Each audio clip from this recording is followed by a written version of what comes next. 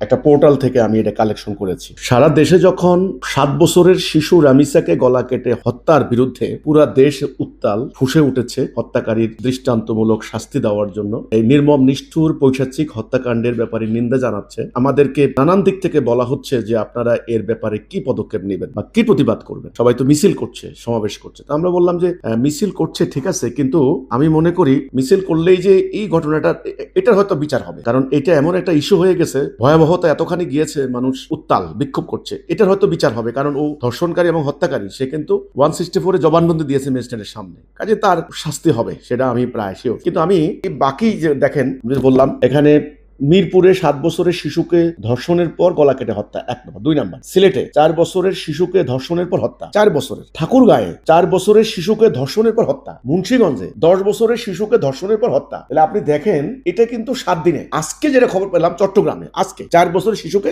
ধর্ষণ। আচ্ছা, কথা হচ্ছে এই যে ঘটনাগুলা, এখানেই হলো আমার বক্তব্য, এখানেই আমার কথাটা। একটা ঘটনা যখন ঘটে, এই একবার তনু হত্যা নিয়ে আমরা দেখলাম সারা দেশ উত্তাল, অনেক দিন এই ঘটনা মামলা ধামাচাপা ছিল, এখন আবার 2-1 জনকে গ্রেপ্তার করা হচ্ছে। এই ব্যাপারটা কিন্তু এরকম, কিন্তু এর সমাধান কি? এটা হলো কথাটা, এর উৎপত্তি কেন, এটা কেন হচ্ছে এবং সমাধান কি? আমরা বলেছি যে এইটার কেবল ওই একটা লোক মাদকাসক্ত, মাদক খায়, সে মাথা ঠিক নেই, সে এই কাজ করেছে, এই ধরনের ব্যাখ্যা হয়। খালি একজন মাদকাসক্তের ব্যাপার নয় এখানে। তাহলে মাদকাসক্তি কেন হলো, কেন এত ঘরে ঘরে মাদকাসক্তি হলো? এই মাদকের টাকা কার কার পকেটে যায়? এটা বিশাল একটা সিন্ডিকেট। তাহলে একটা সমাজ ব্যবস্থা, একটা বাণিজ্য ব্যবস্থা, একটা অর্থ ব্যবস্থা, একটা বিচার ব্যবস্থা।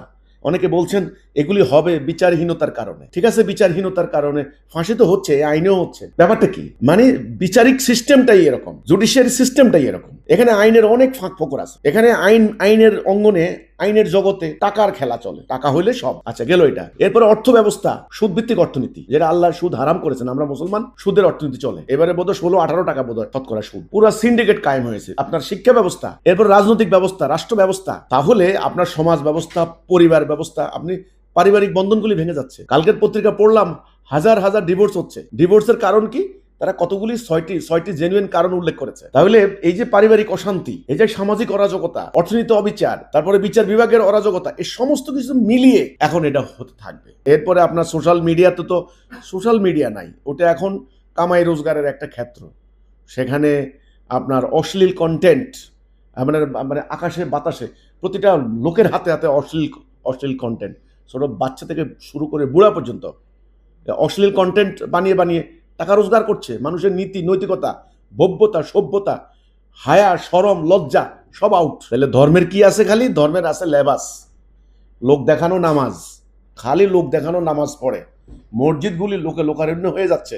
এই জন্যে আল্লাহ রসুল বলেছেন, সময় আসবে ইসলাম শুধু নাম থাকবে, কোরআন শুধু অক্ষর থাকবে, আর মসজিদগুলি হবে লোকারণ্য, সেখানে হেদায়া থাকবে না। মানে মসজিদগুলি লোকারণ্য হয়ে যাচ্ছে। মানুষ দাড়ি রাখে, টুপি পরে, ঘরে ঘরে কোরআন শরীফ, মাহফিল হচ্ছে, ওয়াজ হচ্ছে, ধর্মীয় বয়ান হচ্ছে, কিন্তু অপরাধ বন্ধ হচ্ছে না। এর কারণটা কি? তো এর কারণ হচ্ছে, আমি বলবো যে আমি এই উদাহরণটা দেখালাম, শুধু রামিসা নয়, 4 বছরের, 3 বছরের, 2 বছরের শিশুকে ধর্ষণ করে হত্যা করা হচ্ছে, গলা কেটে হত্যা করা হচ্ছে, টুকরো টুকরো করা হচ্ছে, হাত পায়ে মুখ বেঁধে মানে ধান খেতে নিক্ষেপ করে 7 দিন পর পচা গলা লাশ উদ্ধার করা হচ্ছে। এমন নিষ্ঠুর হত্যাকাণ্ডগুলি ঘটছে অহরহ, প্রতিদিনের খবর।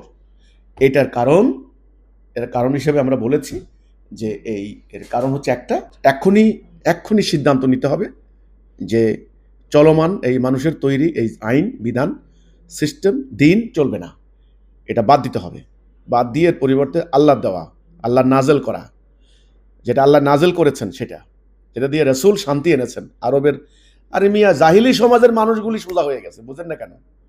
জাহিলি সমাজ, যেখানে বিচার ছিল না, বিচারিক কোনো কাঠামো ছিল না, সংবিধান, রাষ্ট্র ছিল না, এমন একটি বর্বর অসভ্য আরব জাতি গোত্রে গোত্রে মারামারি করত, দায়বদ্ধতা কি জিনিস ছিল না, সেই গোত্রীয় জাহিলিয়াত নির্মূল হয়ে সেখানে ন্যায় বিচার প্রতিষ্ঠা হয়েছে, যেই সত্য দিন কায়েম করার ফলে। আর আজকে আমরা তথাকথিত আধুনিক যুগে বাস করছি, আধুনিকতার চেহারা দেখতে পাচ্ছি এখন।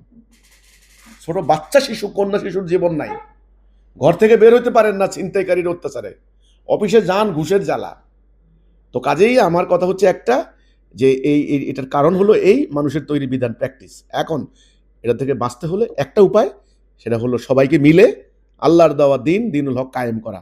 আর হিজবুত তৌহিদ এটা নিয়েই লড়াই করছে। আশা করি আমার উত্তরটা পরিষ্কার বুঝতে পেরেছেন।